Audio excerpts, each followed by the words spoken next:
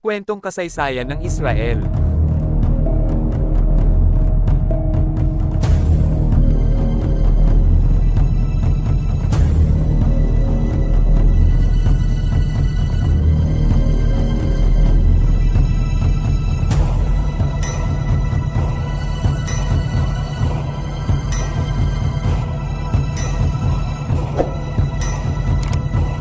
Ayon sa CourseHero.com, ang Israel ay matatagpuan kasama ang dagat ng Mediterranean sa gitnang silangan.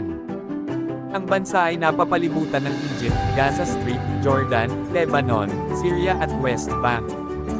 Ang estado ng Israel ay itinatag noong 1948. Tatlo sa mga karaniwang ginagamit na wika sa Israel ay Hebreo, Arabe at Ingles. Ang Hebreo ay ang opisyal na wika ng Israel, habang ang Arabe ay malawakang ginagamit ng minorya ng Arab. Ang Ingles ang pinakakaraniwang ginagamit na wikang banyaga sa bansa. Ang kultura ng Israel ay malalim na nakaugat sa relihiyon ng mga Hudyo. Sa Israel, maraming mga immigrant na Hudyo mula sa iba't ibang mga bansa. Bilang isang resulta, ang Israel ay may isang pabago-bago, malikhaing at magkakaibang kultura. Ang mga pista opisyal at kapistahan ay batay sa kalendaryo ng Hebreo. Relihiyon ng karamihan sa mga taong Israeli ay nagsasagawa ng Hudaismo, na nagkakahalaga ng 74.8% ng populasyon ng Israel.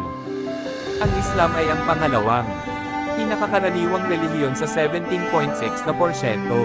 Ang Kristyanismo, Druze at iba pang mga relihiyon ay binubuo ng 8.4% ng populasyon.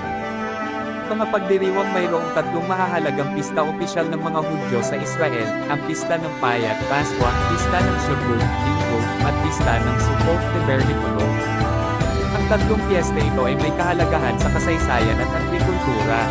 Ang pista ng Pesach.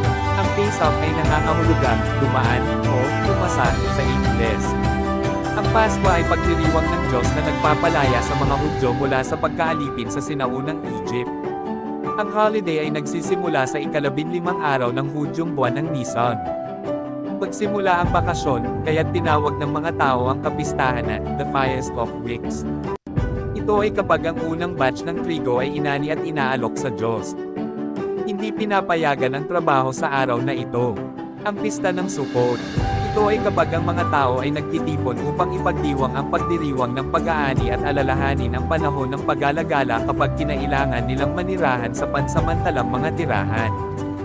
Ang Sukkot ay nangangahulugang mga both sa Hebreo. Istruktura ng pamilya. Ang mga Israelita ay napaka-orient sa pamilya. Bilang isang patriarkal na lipunan, ang mga ama ay palaging pinuno ng sambahayan.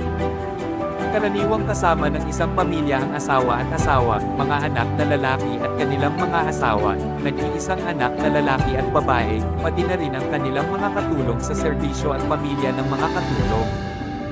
Ang isang karaniwang pamilyang Israel ay maaaring magsama ng 2 hanggang 3 pangunahing pamilya at ang kabuoang bilang ng mga miyembro ng pamilya ay maaaring saklaw mula 50 hanggang 100 katao. Pinalawak, malalaking pamilya ay karaniwang pangkaraniwan sa Israel.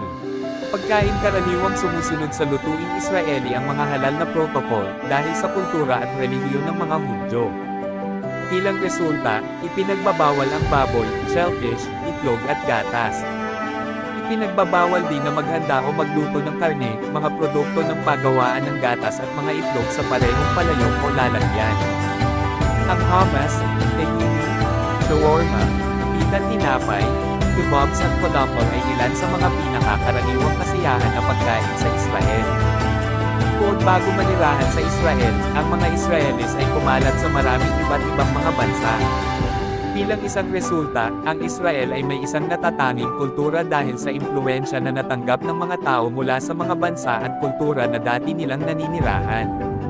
Ang Israel ay isang malakas, malikhaing at magkakaibang bansa. Sa mga ganito pang content, pa-like at pa-subscribe ng ating YouTube channel. Salamat guys!